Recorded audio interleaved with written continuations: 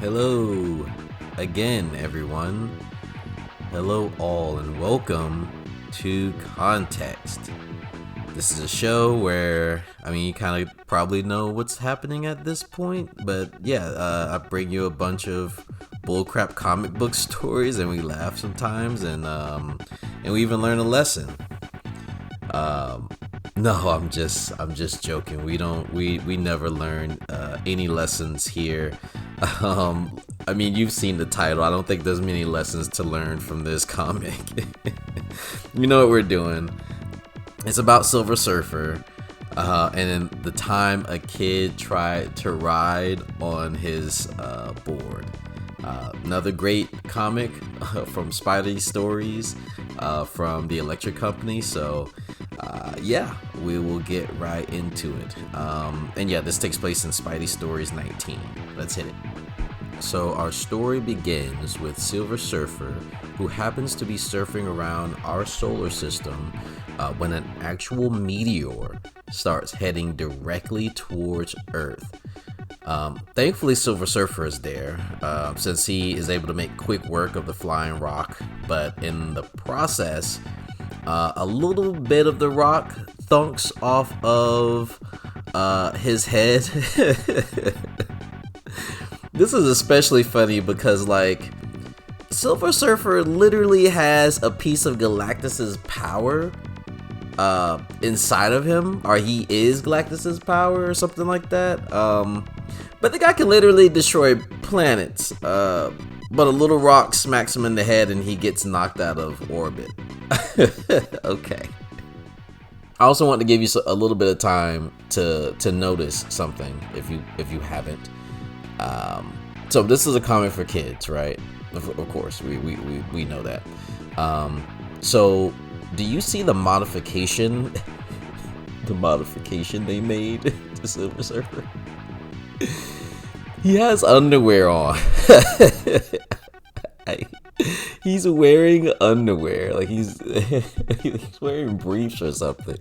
I guess they didn't want the comic to be too sexual, maybe. So they didn't want to have him just look fully nude.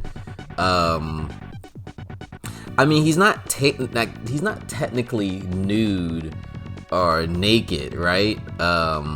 Because technically he's an immortal being beyond our understanding, but sure.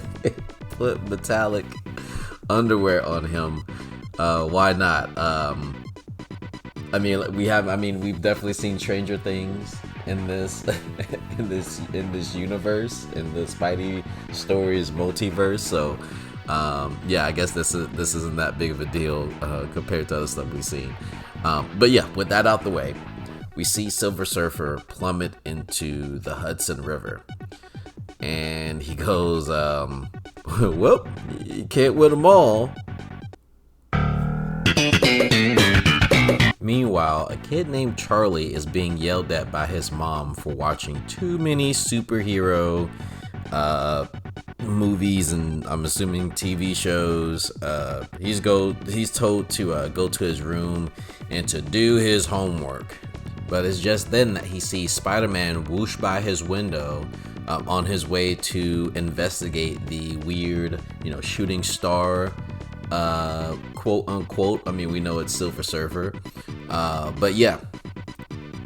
Silver Surfer, he suddenly appears, and Charlie runs out of the apartment because he says Spider-Man will think that Silver Surfer is evil.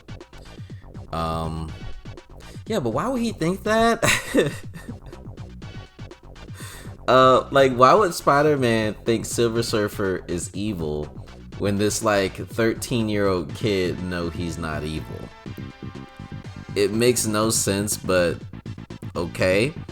Quick side note here. Spider-Man actually calls Silver Surfer Mr. Clean, which I thought was pretty funny. Now, here's the thing. This is what I was confused about. Silver Surfer knows who Spider-Man is. So why does everyone know what's going on except Spider-Man? Even if this is their first meeting in this universe, which I totally get, shouldn't Spider-Man know just as much about Silver Surfer as the kid did?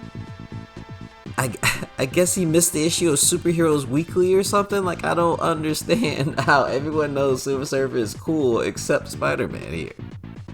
So the two of them get into a fight, and then just like the kid says, Silver Surfer, thinks, Spider-Man wants to stop him, and, Spider-Man thinks he's a bad guy for some reason. So, like, what is the solution to this, Like, how does he stop these two heroes from, ripping each other apart, over, a simple misunderstanding? Well, he decides to resolve this conflict by, getting on Silver Surfer's board. What was that going to do? What was getting on his surfboard or his board going to do? I swear this kid, he didn't give a fudge about helping or resolving this.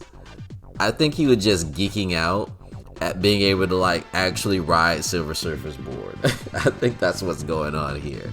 Like he could have done literally anything else. Like he could have yelled, he could have threw a rock, but no, he just decides to like get on his board in the middle of this whole thing. I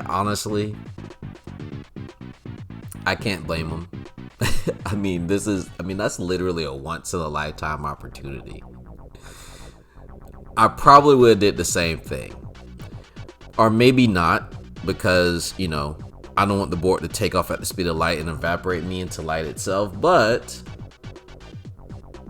for this kid who probably didn't understand how, physics of the Silver Surfer's board works, I don't think anyone does. It makes sense that he'd be like, hey, you know what? I'm going to do me and I'm going to get on this board. Anyway, thankfully he doesn't get evaporated. And instead, Silver Surfer, he calls his board and sees the kid on it. He helps him land safely. And then the boy's mom appears and cleans up the confusion.